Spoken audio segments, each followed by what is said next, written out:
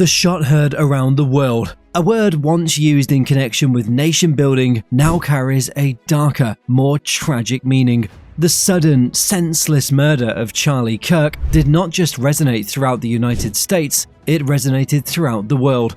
Charlie Kirk was not just a political commentator, he was the genius behind Turning Point USA, a relentless operator who set the tone for an entire generation of right-wing activism. To his fans, he was a debonair champion of freedom, of faith, and of the Second Amendment. To his critics, he was an agitator who thrived on conflict and controversy. But, revered or reviled, he was impossible to ignore. His phrases may inspire rage, mobilize the masses, and command headlines. And then, in a drowning despair, all was stilled. The news pierced through, and within a few minutes' time, reaction flowed in from the four corners of the globe. Supporters wept and wailed. Competitors looked on. For one instant, friends and enemies alike were stunned, not politically, but by shock. Charlie Kirk's rise and fall is more than the life and death of a man. It's the story of how power, controversy, and conviction met and merged into something that made an indelible mark. His moment of death was not only a tragedy, it was a turning point and a shot heard around the world. It was the evening of September 10th, 2025, on the campus of Utah Valley University in Orem, Utah. The air was tense but charged with anticipation. Under a large white tent in the fountain courtyard, Charlie Kirk addressed a crowd of students, faculty, and community members. This was the first stop in his American comeback tour, a Turning Point USA event meant to spark debate and rally his conservative base. The setting was deceptively ordinary. Folding chairs filled the courtyard, students lined the edges of the open-air tent, and Kirk sat on stage with his microphone in hand. Security presence was minimal, 6 officers scattered around, a few aides nearby, but no metal detectors or heavy screening. The openness of the venue could prove fatal. As part of the program, students were invited to step up to the microphone and challenge Kirk with questions. One student, Hunter Kozak, rose and delivered what would become the final exchange of Charlie Kirk's life. Kirk looked at him and replied curtly, "Transgender Americans have been mass shooters over the last 10 years? Too many." Kozak corrected him, saying, How many mass shooters there have been in America over the last 10 years? Kirk leaned back slightly and gave his last recorded words. And then it happened. Counting or not counting gang violence? From the roof of the Losey Center, a mere 142 yards away, a sniper fired. One shot from a bolt-action rifle cut through the air and hit Kirk in the neck. He crumpled forward, blood spouting, and then fell forward in his chair. Gasps became screams, students huddled beneath their seats, security rushed to cover him as pandemonium broke out. Kirk was driven by private vehicle to Timpanogos Hospital, but the injury was horrific. Within an hour, the news outlets were reporting what everyone in the crowd suspected. Charlie Kirk had died. His final words, spoken only a matter of seconds before the shooting, are captured on the unedited tape of that night. As the vigil outside the Turning Point USA headquarters in Phoenix continued to grow, confusion spread as quickly as grief. Within minutes of the shooting, conflicted reports flooded social media. Some stated Charlie Kirk was alive, others identified the wrong suspect. False motives circulated, all unverified, all amplified. Even now, the disinformation campaign continues. On Fox News, the weight of the moment was captured in real time. John Solomon's voice carried both disbelief and finality. Yes. Wow.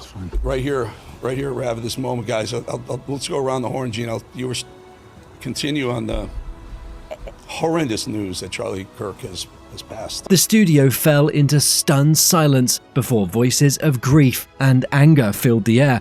Gene, a longtime acquaintance of Kirk, struggled through his words. Even in the raw grief, his final message from the stage was remembered. On other platforms, the tragedy was weaponized almost immediately. On Piers Morgan Uncensored, the confrontation between Andrew Tate and Morgan became a viral flashpoint.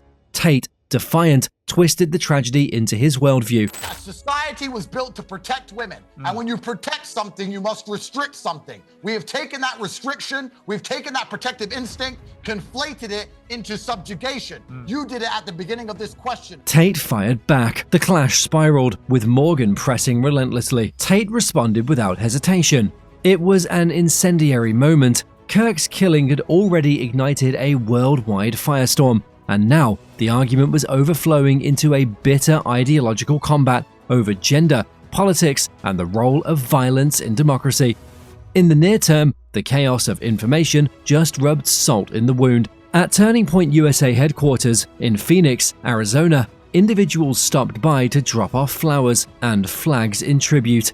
Even there, however, grief was marred. Fox News cameras captured a man vandalizing the memorial before being wrestled to the ground by police, who handcuffed him as horrified supporters looked on. When the dust settled, one thing was clear: the bullet that took Charlie Kirk's life had not taken just a man. It had torn open the fault lines of a country already divided, amplifying grief, outrage, and fear into one global frequency. As the memorial outside Turning Point USA headquarters in Phoenix continued to grow, confusion spread just as quickly as grief. Within minutes of the shooting, conflicted reports flooded social media. Some posts claimed Charlie Kirk was still alive, others identified the wrong suspect. False motives circulated, all unverified, all amplified. Even now, the disinformation campaign continues. Glenn Gerstle, former general counsel for the NSA under both Obama and Trump, sat before the cameras with a sober warning.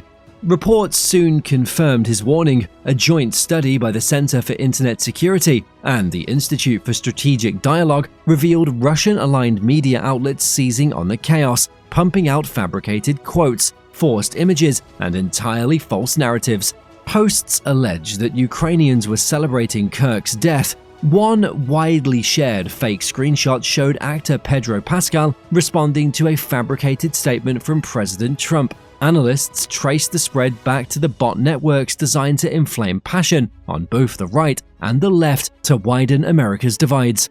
The media firestorm reached Capitol Hill. At a Judiciary Committee oversight hearing, FBI Director Kash Patel was questioned about the investigation. In his testimony, Patel praised the work of the state and local law enforcement. I also want to especially thank our colleagues in Utah, the Governor's Office, DPS, and the sheriffs out there.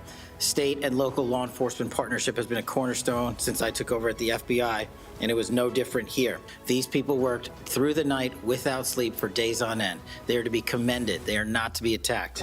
Patel also revealed that the accused shooter had been part of a group chat with more than 20 participants. The chilling detail raised new fears of coordination, conspiracy, and the radicalizing power of private online sources.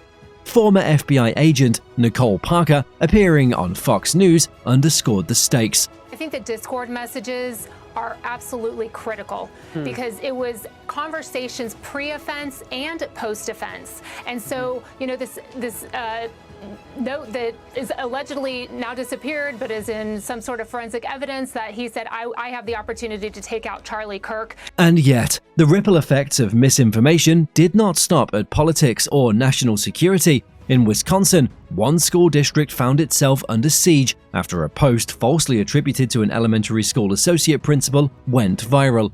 Conservative activist Ryan Fournier had accused her of writing that Kirk, Superintendent Jason Tadlock, told reporters the claim was entirely false. The district deactivated its Facebook page after hundreds of threatening messages and increased security at its schools. Simultaneously, on social media itself, the massacre played out in real time. The horrific footage of the shooting, captured from multiple angles, went viral on X, Instagram, and TikTok faster than any newsroom could verify facts.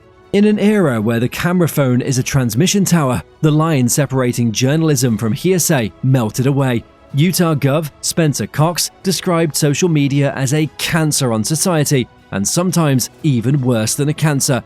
President Donald Trump, while recognizing the threats, pushed back. Social media can lead to deep dark holes that are cancerous, he said, but it really wasn't all bad. The algorithms ensured conspiracy theory. Outrage and sadness heeded every feed.